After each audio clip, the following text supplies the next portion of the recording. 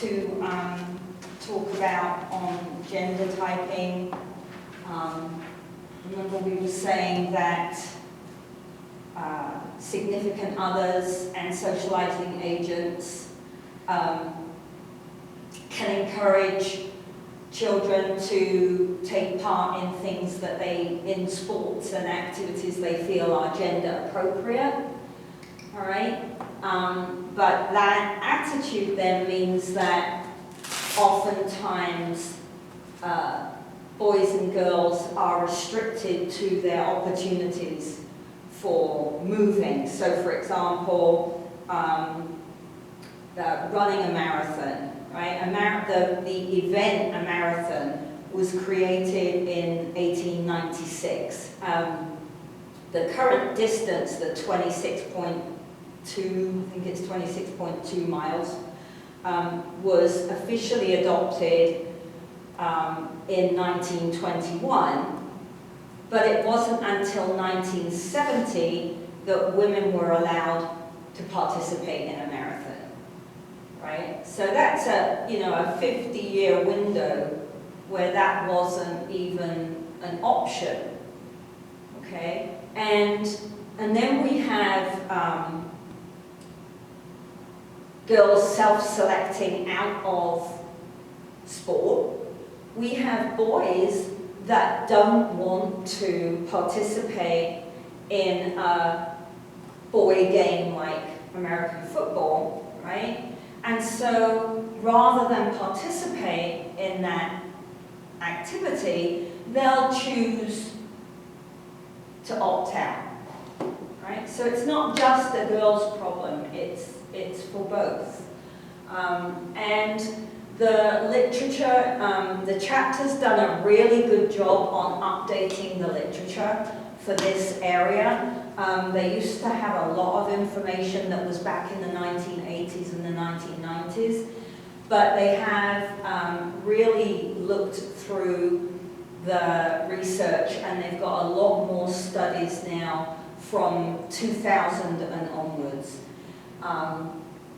So those studies generally indicate that although things are getting better, these attitudes that boys do sport and girls do dance, for example, that those attitudes still linger, but we've got more girls at least participating. They're still lagging behind the boys, and they're still more likely to drop out during and after high school. So in high school, the girls there's less than 50% of girls that participate in sport and after school activities like that. So it's, we've still got an issue here about what do we encourage, right? Because if these children don't participate, then they don't learn those skills, and then it's difficult to be healthy as adults, right? So the picture gets really complicated when you start looking at who is and is not developing fitness, strength, and a skill set that they can use as they get older. Title IX has made a huge difference. The numbers of females, although Title IX isn't specifically geared to females, it's geared to the unrepresented minority, and in sport, that's historically been girls. So now we have a lot more girls participating, but we still have an imbalance, and we still have more girls dropping out as they get older, right? There's a piece of research that I had not seen before in this chapter, where they were looking at Division 3 female athletes. So this was really interesting because it was only like 3 or 4 years ago, this piece of research. And so they were looking at Division 3 female athletes, and they were looking at how come you're an athlete, right? And so what they found was that a large number of college athletes, females, were considered tomboys, right? Because they like to play rough and tumble, they like to climb trees, they like to throw balls, right? And so for some reason, if I want to climb a tree, I was called a tomboy when I was little, right? Because in order to climb a tree, you have to be a boy, right? There's no physiological reason for girls, you know, especially pre-puberty, there's no difference physiologically between boys and girls before puberty. So these stigmas that we attach to certain activities and then we don't allow girls to join in are purely like mental concepts. You know, girls are weak. Well, they're not any weaker than boys until we hit puberty, right? So there's this social cultural, it's much more to do with social cultural norms than it is to do with the individual's physicality, right? I think that's the point to think about here.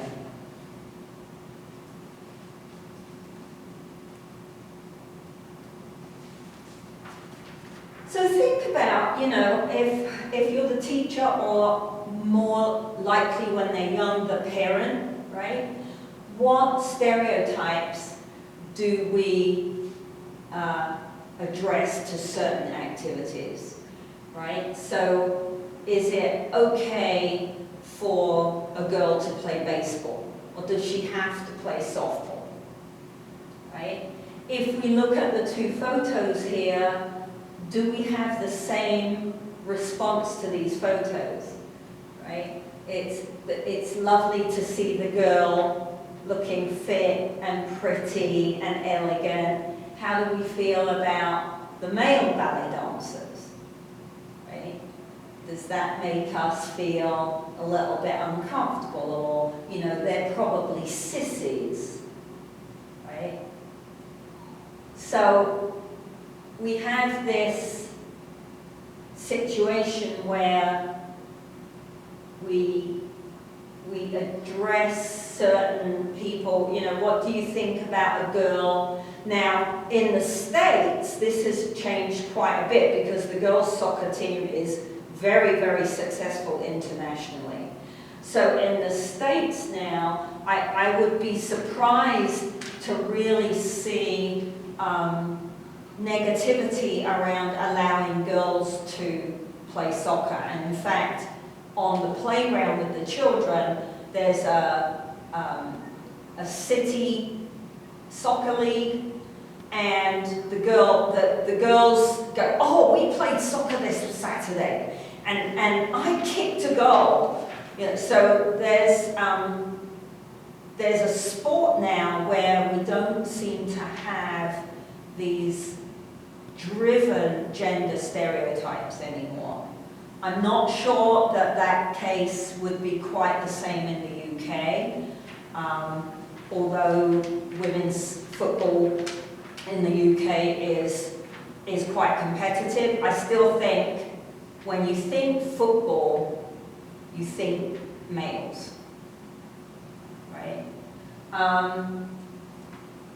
Now, how often do we see athletes go against their stereotype? And here's the interesting thing with ballet, right? If we think that boys shouldn't do ballet, when you test ballet dancers against athletes for strength, stamina, flexibility, endurance, right? The ballet dancers come out on top in almost every measure. So They are superb athletes.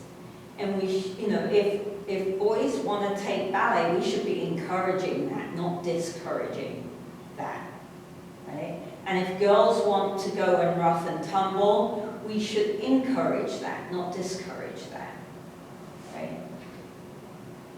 On the subject of males in ballet, Dr. Ball, yes. What did people think earlier on to more popular like ballet choreographers like Mikhail Baryshnikov, for example, that I learned about when I was in ballet years ago? Yeah. What did people think back then? Because he seems like a very well-respected choreographer in whatever, I'm not sure which country he came from, but people still like refer to his teachings today in like most modern ballet classes. Yeah. No, he was Russian, and I believe he defected to the States before the wall came down. When he was dancing, before he started choreographing, when he was dancing, I suspect that he had, not internally in the ballet world, because I used to spend a lot of time in the ballet world when I was younger, and he was a renowned ladies' man. But from the outside of the ballet world, then the majority of people thought he was gay. They think that it's sissy to see boys in tights and ballet shoes, and I'm not sure how much those stereotypes have changed. I think that a lot of people would automatically assume that a young boy that wants to take ballet class is gay.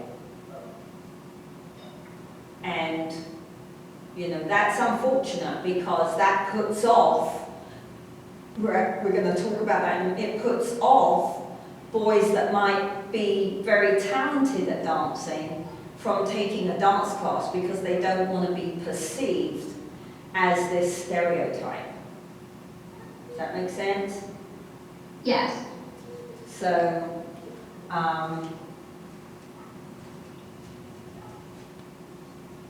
no, it's a problem, I think.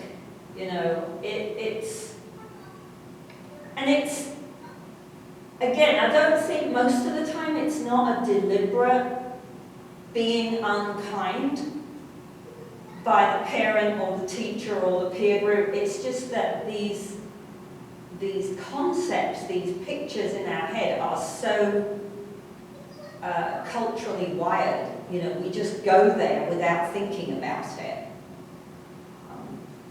which is a shame, I think.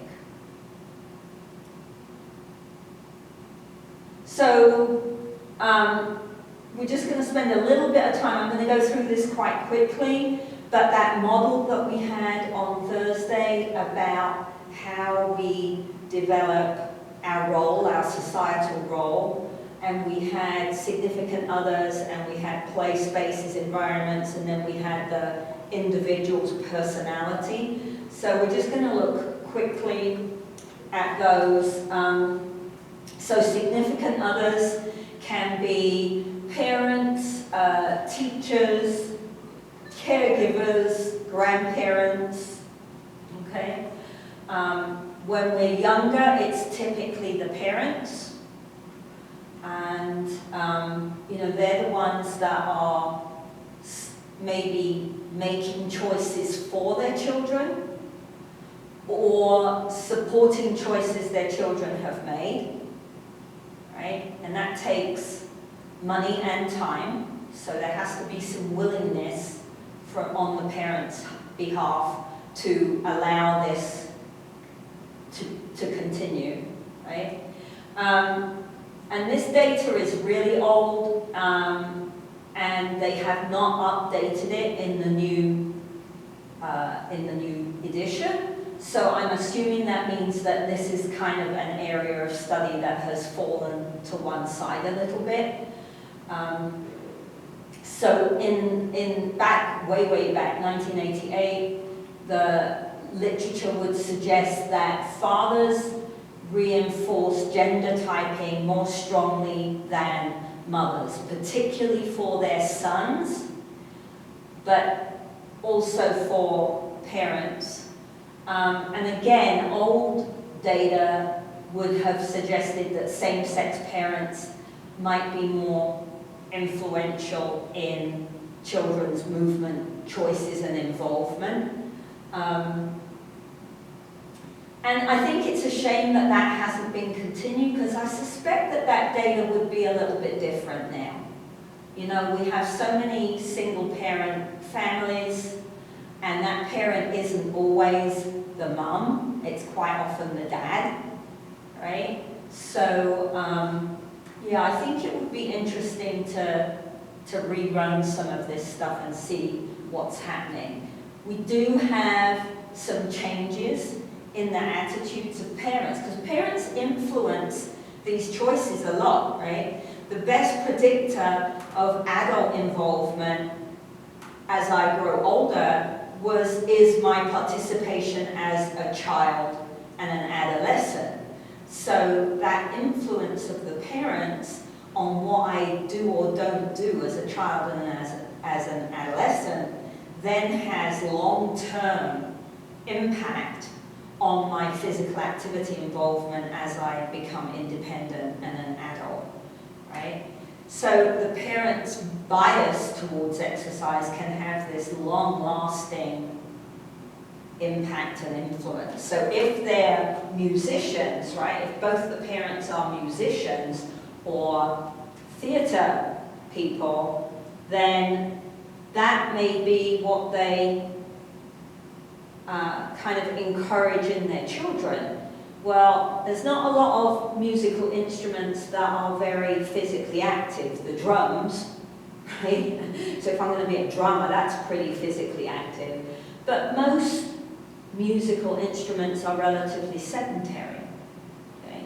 So if that's where I'm being encouraged to spend my leisure time, then I'm not spending my leisure time being physically active and developing the skill set to be healthy as I get older. Right?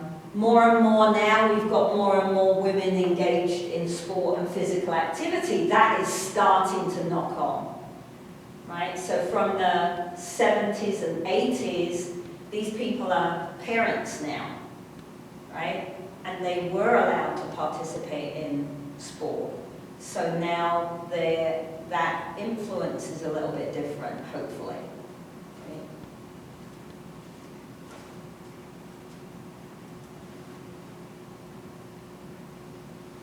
So then another group of significant others are your siblings, if you have them.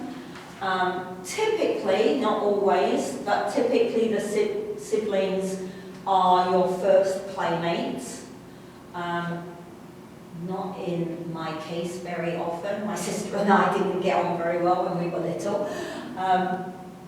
And again, this data is quite old, but often girls participating in sport is influenced by their brothers, because the boys are encouraged to play sport, and then the girls adore their brothers or look up to their brothers, or the mum says, you've got to look after your little sister, and so he takes her with him, right? And the girls get involved in wanting to play sport as well. As we move away from childhood, though, that sibling influence goes down, and as we move into our early teens and our mid-teens, parental influence goes down, and it starts to become the peer group that is more important. Right?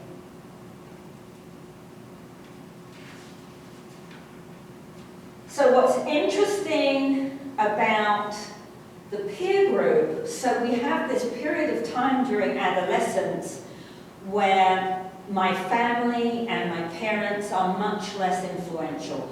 Then you'll go into your 20s, and by your mid-late 20s, you'll find that your parents and your family become more influential than your friends and peer group again. It's a weird kind of circle that we do. But what's interesting during adolescence that can occur is that, again, particularly for girls, but even for boys, that influence for group activity is very strong, right? Do I go and play a game or go to the gym or do whatever sport where I don't have any friends? Or do I go and spend my time with my friends who are going to go to the movies, they're going to go to the mall and shop, or they might be musicians, or they might be computer geeks, and they want to sit and play computer games all day, right? Do I go spend my time with my friends, or do I go and do my sport? So it can become a time in life where you have to make some quite difficult emotional choices. You know, which one do I do? If my peer group are doing something that's very sedentary, and I was quite an active child, I may become a sedentary teenager, right? So this is where the interaction between these significant others and my personality type can really play quite a big role. And then coaches and teachers.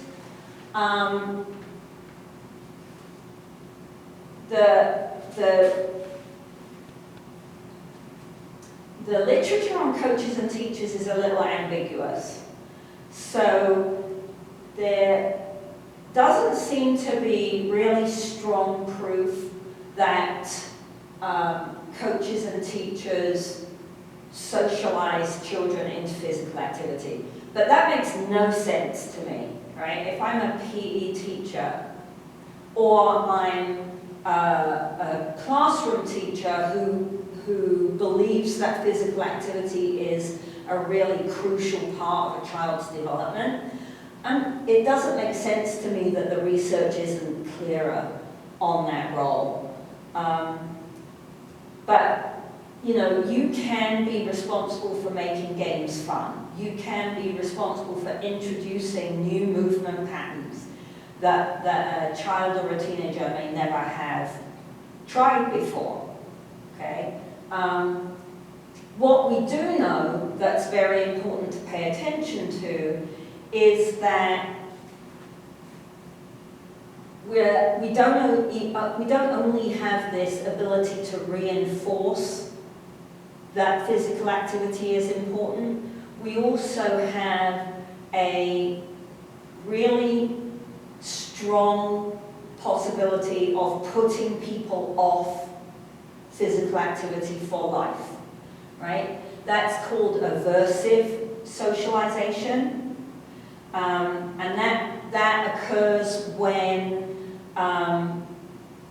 individuals get a really negative experience in a PE class, for example, or at a Saturday soccer game, right? Or at a little league, or at a recreation center. So, you know, the game or the activity was set up in such a way that only winning counted, right? So to be successful, you had to score the goal or win the game, right? And we talked about that in lab, that isn't the right way to encourage people who are not natural movers into physical activity, right? Or you get embarrassed in front of the whole class because the teacher tells you off for doing something stupid, right? And so when the emphasis is more on performance than it is on fun and engagement and enjoyment, then the possibility for these very, very negative situations is always hanging around, right? So, you know, teachers and coaches, to me, have this massive potential to stimulate a love of lifelong physical activity, or to totally turn someone off that idea, right?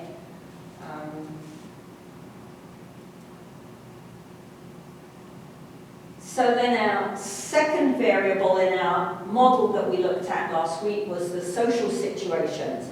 So where does socialization take place?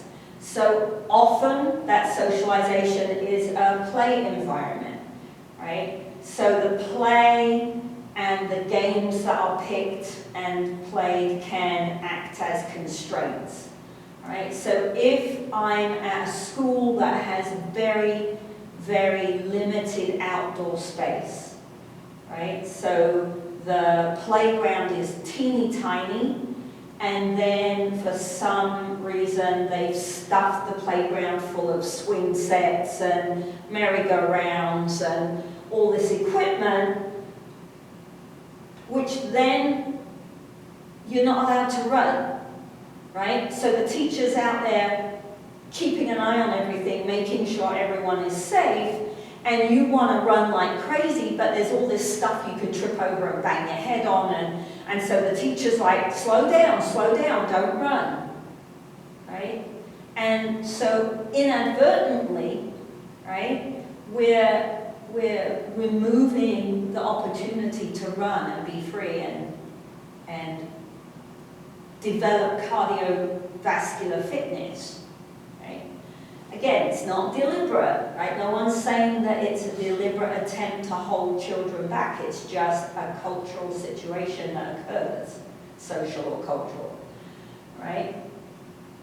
We might set up particular play environments and games that are gender typed and discourage the girls from really giving it a try, right? We're starting, I think we're losing that gradually. You know, I talked to you in lab about the fact that color of equipment can be important, right? So I don't just pick, and you know, I can remember in school the only choices were the red ball or a blue ball, right? That was the equipment that was available. Now we've got all these rainbow colors of equipment that we can make sure we have in our toolbox, right?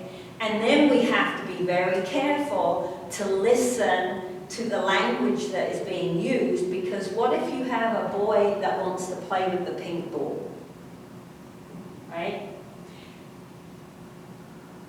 You know to let him play with the pink ball. You might not say anything, right? But I can guarantee you that either one of the other boys or one of the girls would go over and say, you can't play with that, that's a girl's color, right? So the children now start to take on these gender stereotypes without realizing it, right? Remember the pictures that we looked at last week with the pink bedroom and the blue bedroom, right? So even if you are very careful about your language, you can't not pay attention to what's being said on the playground, all right?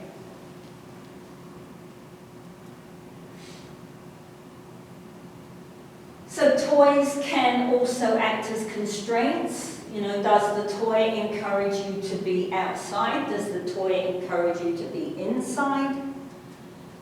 Do you get told to play quietly? Okay.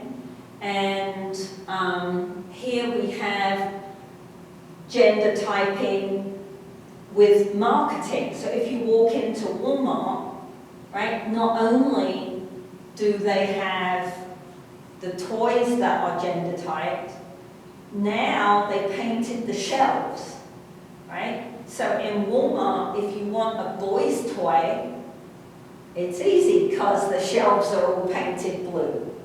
If you want a girl's toy, it's easy because the shelves are all painted pink, right? If I want to buy a fire engine, for my child because I want to encourage them to respect firefighters, right? Because they do an amazing job and they put their lives at risk to help other people. Who's on the box of the fire truck?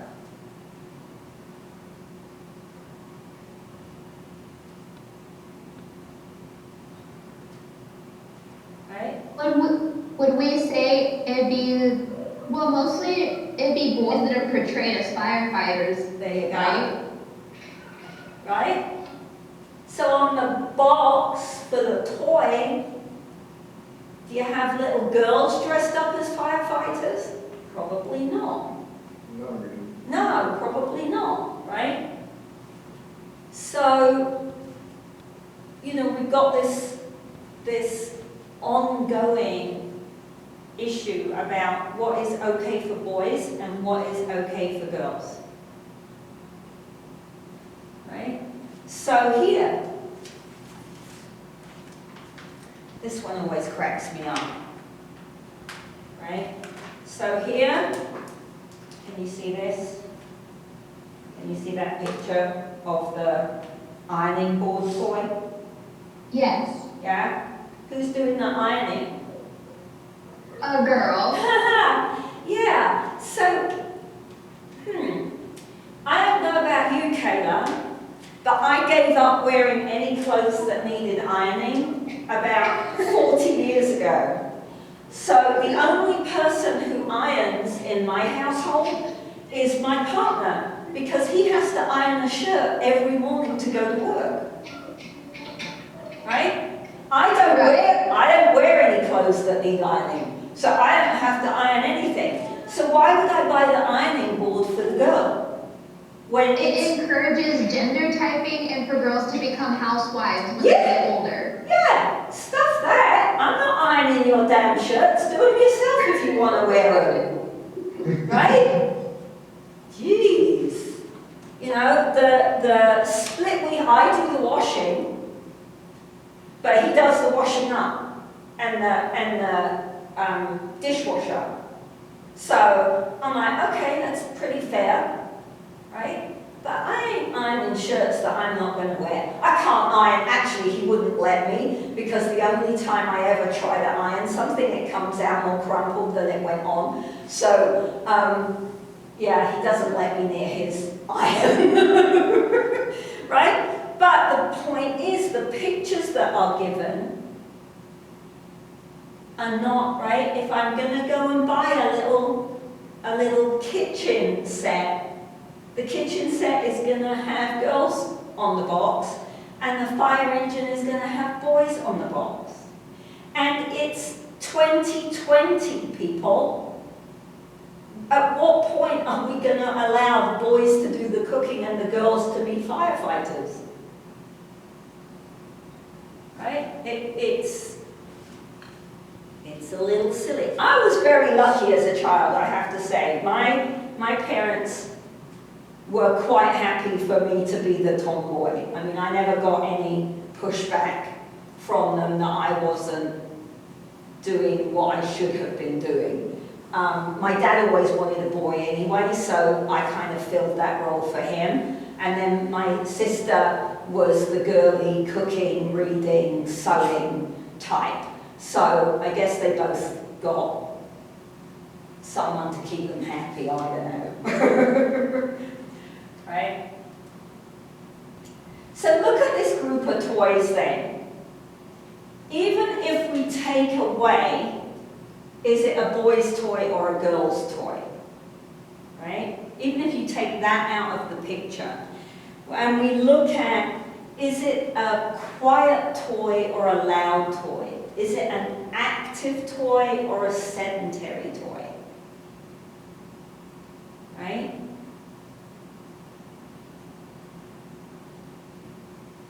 Am I going to allow my children to throw the aeroplane around inside my house? Probably. You think yes or no? When it came to throwing things in my house, We had to do that in the backyard because we had several broken lamps. There we go, right? So this toy is an active toy because I'm going to run and throw, right? And it's an outside toy which gives me the opportunity to be more physically active, right? Same, I think, the drum kit. The doll could be inside or outside, but is the doll a loud, active toy or a quiet, sitting, quiet sitting type toy, right? So even if we disregard sex and gender, we still have toys that act as constraints to certain types of behavior. Does that make sense?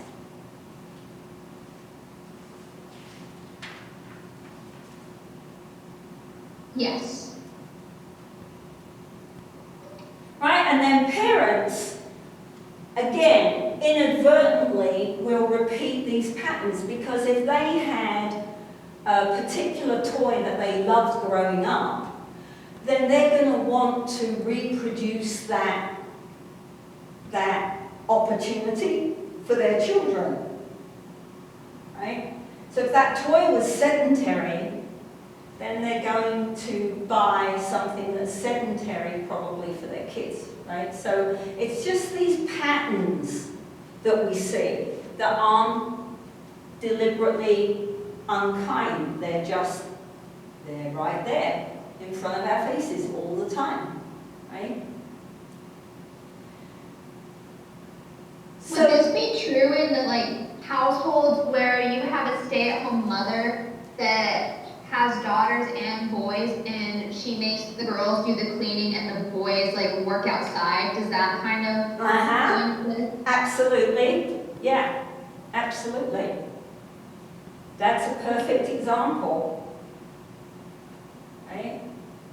The girls stay in and do the hoovering and the dusting and the cooking, and the boys go outside and rake leaves and mow the lawn and throw a ball around. Yeah, exactly. So one of the interesting points that the chapter makes is that, you know, there are other types. We spend a lot of time talking about gender typing because it's a little easier to identify it and pinpoint it.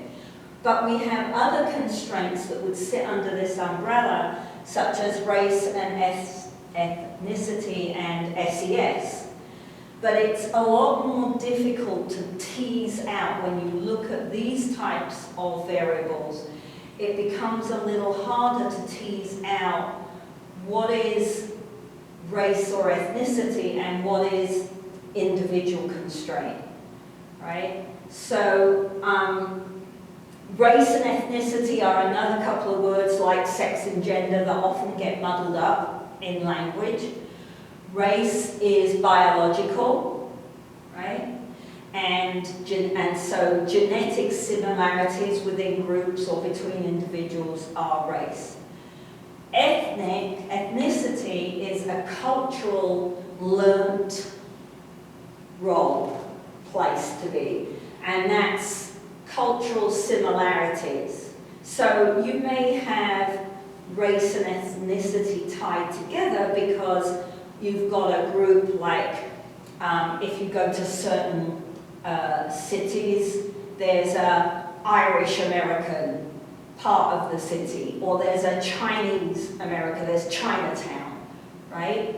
So within that ethnic group would also be racial elements because they are Chinese or Irish, right? Does that make sense?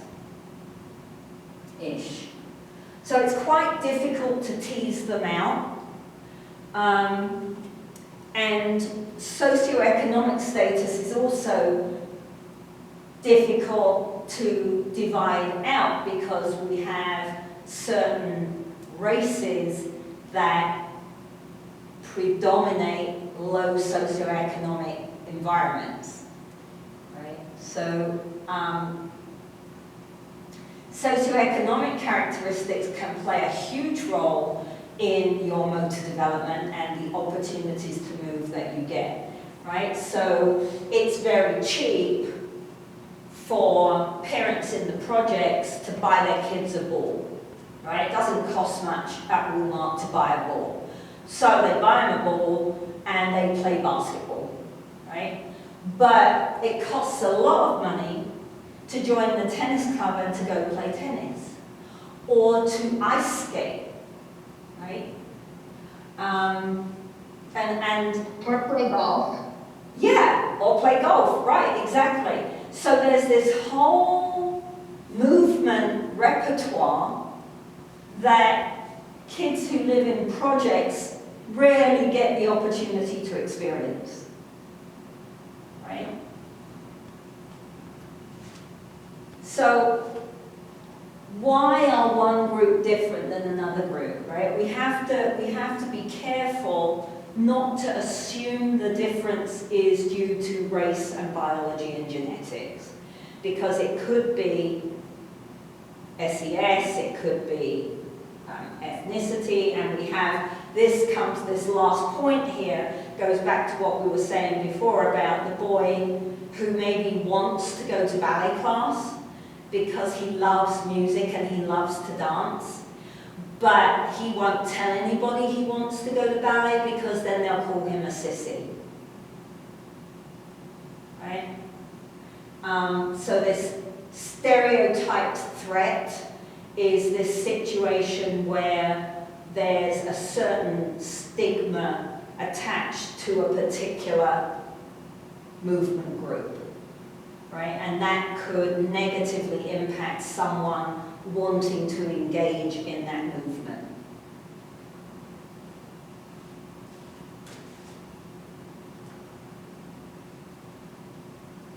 Okay. Before we move on, Dr. Wall, I have a really quick question on that slide. Good. Hold on.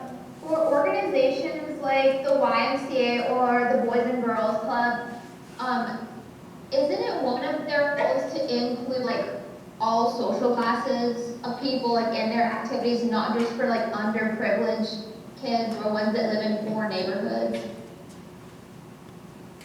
Say that again. For like organizations like the Boys and Girls Club or the local like YMCA's, I know from just hours back home in Roswell that they really try to gear their activities that they provide toward like underprivileged neighborhoods, but I haven't really seen them put in like any other population of children other than the ones that don't have like access to like fun things or like fun physical activity things to do.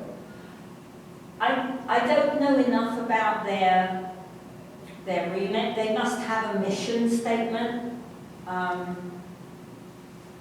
and so I think it would depend on what their mission was.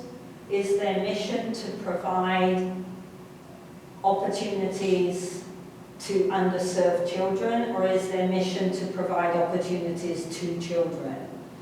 And it could be that they gear it to underserved populations because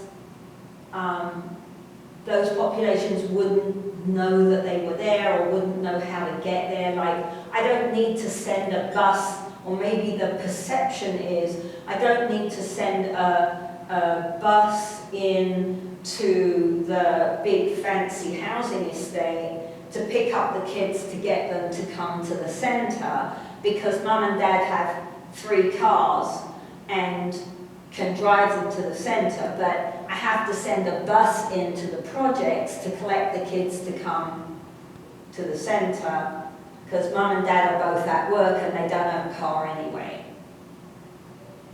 right? So I don't know enough about those organizations to know what their mission, what their remit really is.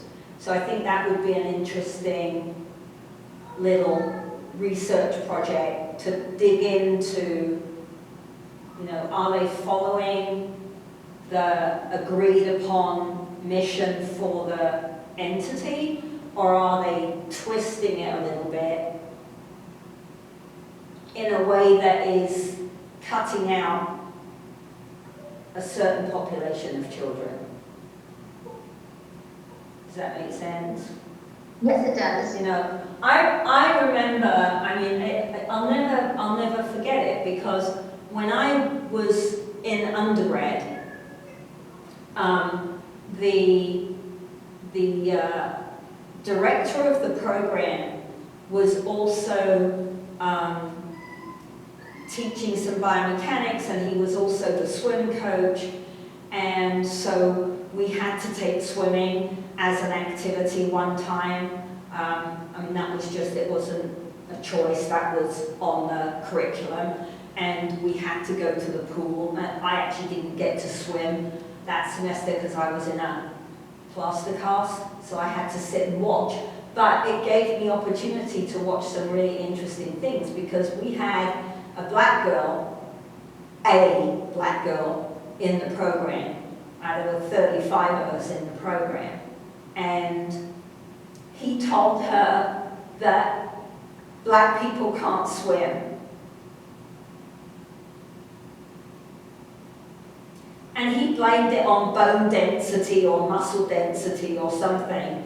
But you know, I think black people who live in Jamaica or Barbados probably go to the beach and swim. You know? So it was, and it was just right out there. You're not going to be able to swim because you're black. Okay. You know. So, yeah, once your eyes are opened up to these socio-cultural constraints, it becomes very interesting to be a people watcher. I believe I have to add another PowerPoint here. I think I forgot to do that earlier. Let me see, and this is going to have the wrong number on it. But I'm going to go here. I'm going to use my old PowerPoint.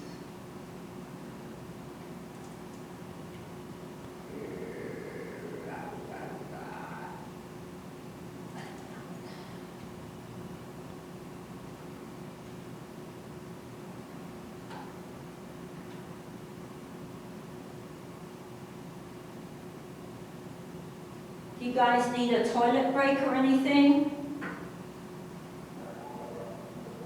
We could probably keep rolling. That's what I get to. Say that again, sorry. Yeah, we should keep rolling. Keep rolling? Okay. Yes, we should. Okay, this is taking a while to convert. Sorry, I should have done this before class. I forgot we were going to go to another chapter. Ay.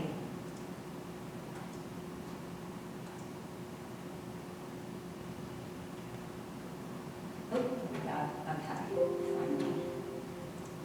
All right. So this is, it says it's chapter 12, but it's actually chapter 16 in the new book. I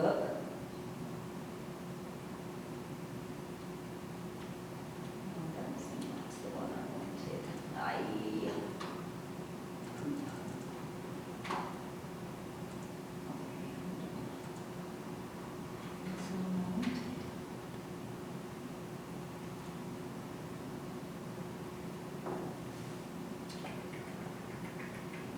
That one. Sorry.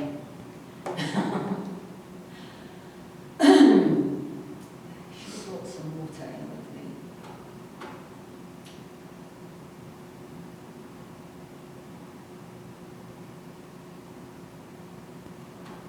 Okay.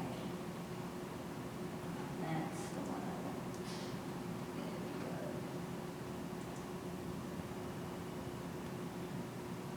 No, that's the one we just did, isn't it? Oh, good Lord, Sarah.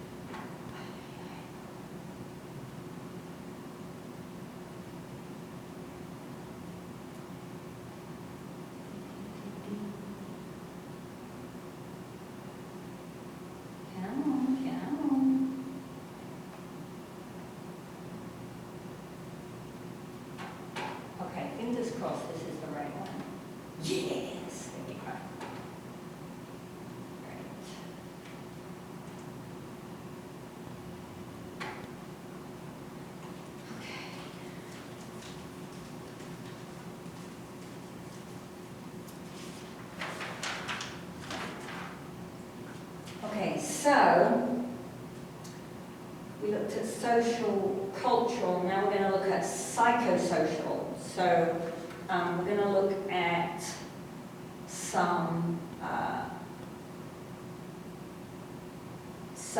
interactions. So we've got our individual, our functional constraint, things like my confidence, for example, is the psycho bit. And then the interaction with these socio-cultural constraints. Okay.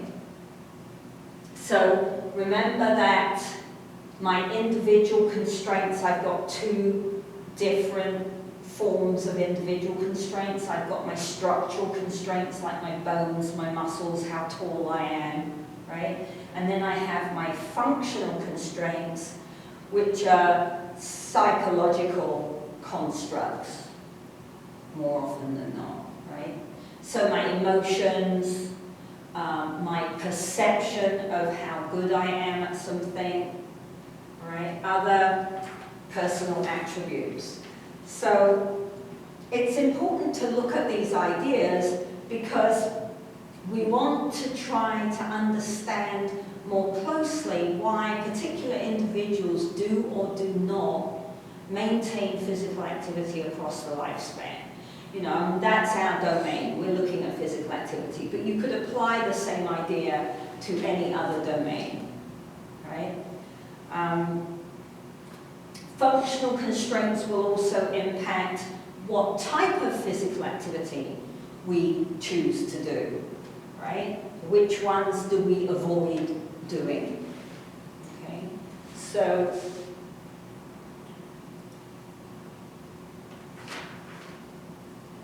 the first functional constraint we want to look at is self-esteem. So self-esteem is my evaluation of my capability, all right? So it's not just a global, you know, I am capable. It's tied to particular domains and even particular activities within those domains, right? So it could be my self-esteem about my physical ability or my appearance, right? If I put a dress on for a party and I'm standing in front of the mirror and Brian comes in and goes, oh, that looks lovely, and I'm standing there thinking, no, it doesn't, it looks like crap, right? Him telling me I look lovely is great, but I don't believe I look lovely, right? I believe I look crap, and so I get changed, right? And it's not even global within a domain. So my physical activity, I do have a lot of self-esteem. Like if we had a trampoline here, I'd get up on the trampoline and jump and somersault and do stuff. But if you ask me to step on the basketball court with a ball, I'm gonna just freeze, right? So it isn't even global within a domain.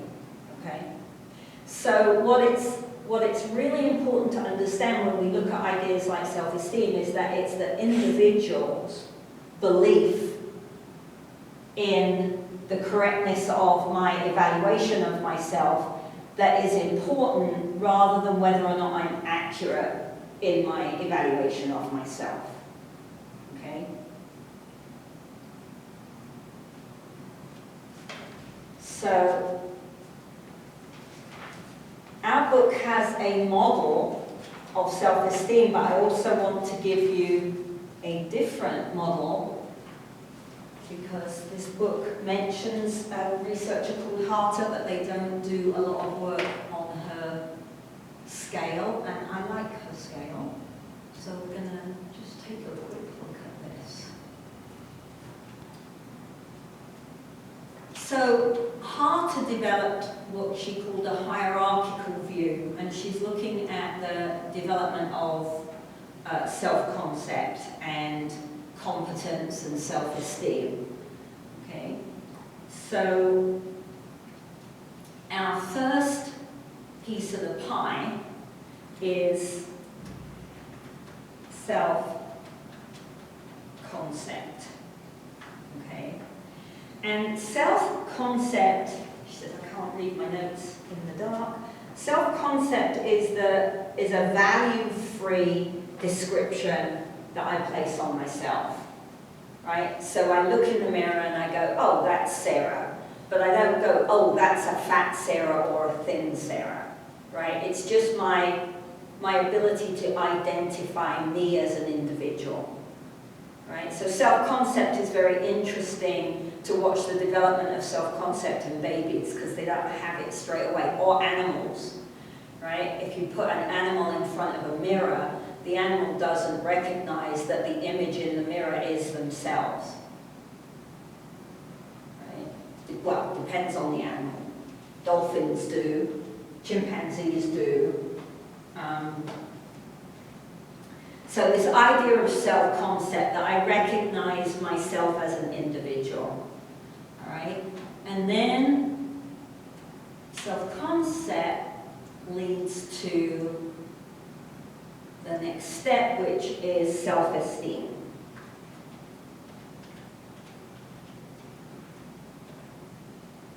Right? And self-esteem is the value or the worth that I attach to my description. And as we looked at, it's not a global, there is a global self-esteem, that is my overall self-esteem, but that self-esteem is made up of all these little pockets of self-esteem that is attached to individual activities or events, right? So, you know, I'm good at math, but I'm really bad at geography, for example, right?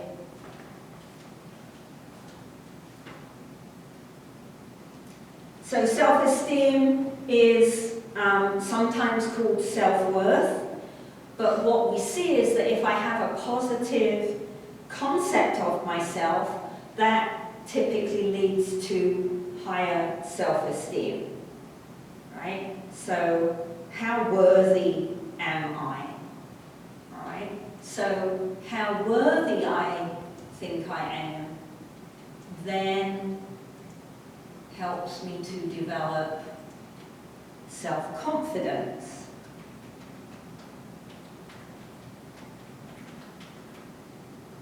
Oops, not self-equal confidence. Yeah, all right. So self-confidence is how much do I believe I can carry out a particular task, right? So, again, if I go back to the trampoline and the basketball example, right? If you have a trampoline in front of me personally, right? My belief about how well I can jump on that trampoline, right? I can get up on that trampoline, and if you tell me to do a front somersault, I believe I can do that. So my self-confidence in that situation is quite high. Basketball court and a basketball, right? And you want me to run and dribble and throw a ball? Oh no. I have absolutely no belief that I can fulfill that task successfully, right? So my self-confidence on the basketball court would be very, very low, right?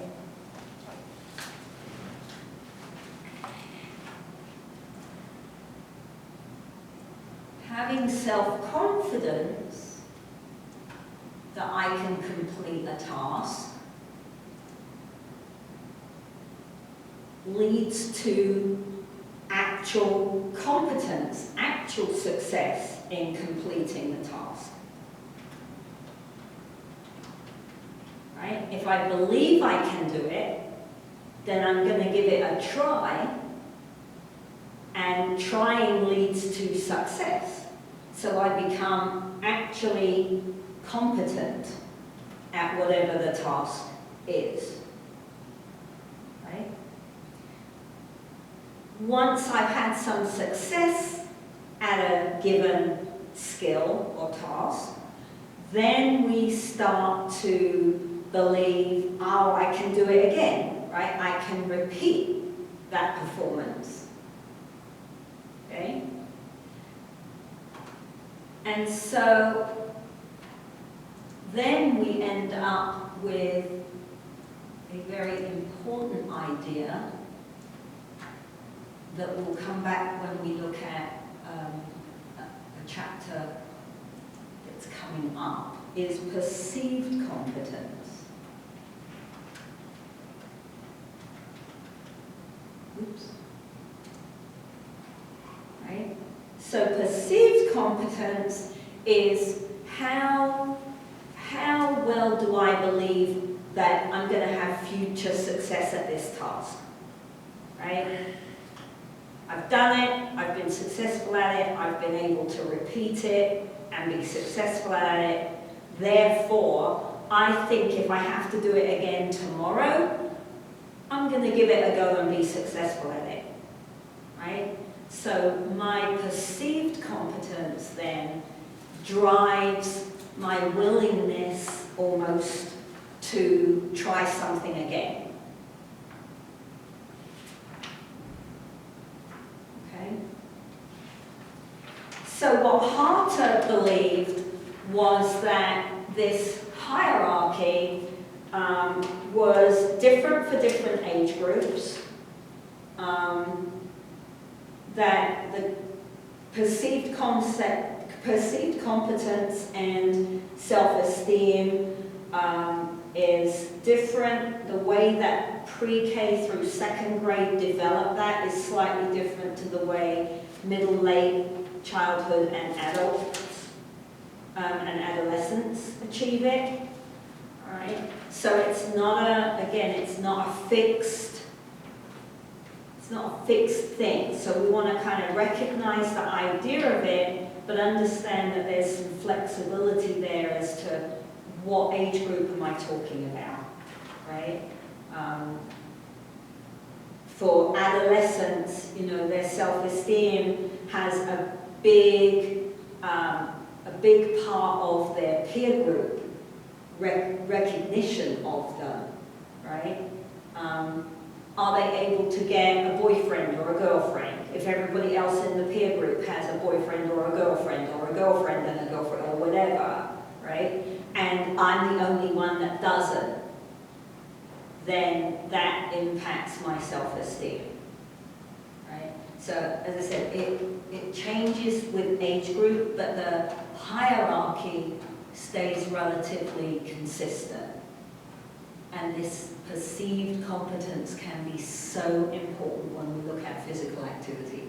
Because if people, this ties back so closely to what we were doing in lab, right, about our development of our fundamental motor skills. Right? If people believe they can't do it, oops, where's my chapter gone? If people believe they can't do it, then they're not going to try, right? So if we don't teach them when they're 3, 4, 5, and 6 that they can run, that they can jump, that they can hop, that they can throw and catch, right? Then as they get older, their perceived motor competence gets lower because they're like, well, I can't do that anyway, so why bother trying? Right? If I don't try, I can't develop competence. So then we have this negative circle.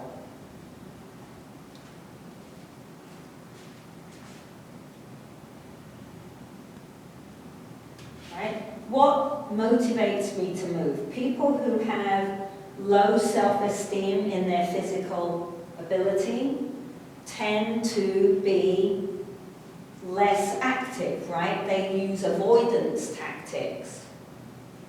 So why do we have kids who tell fibs to their teachers, right? They come to PE with a note from mum saying, oh, little Johnny doesn't feel well today, so I want him to sit out PE, right? Little Johnny's mummy never wrote that note. Little Johnny wrote the note because he doesn't want to do PE. Why? Why? Right? That's the key. We have to understand the why if we're going to tackle it.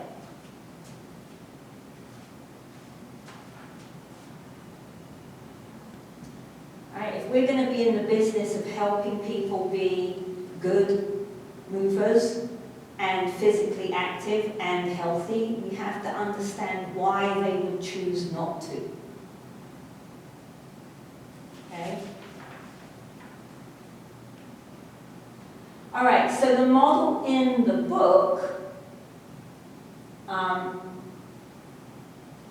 comes from a slightly different approach, and they're looking at the development of self-esteem as interaction between my social situations, you know, what kind of feedback am I getting from people, and my emotions, my functional constraints. All right, so here's our psychosocial kind of interaction going on here. How many more slides have I got here? Oh, where are we? 4, 22, okay. Good, all right.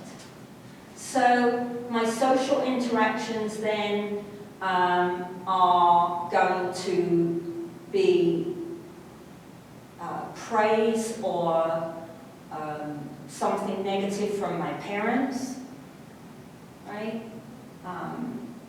And then we'll get to an age where we make comparisons of our own performance with someone else's performance.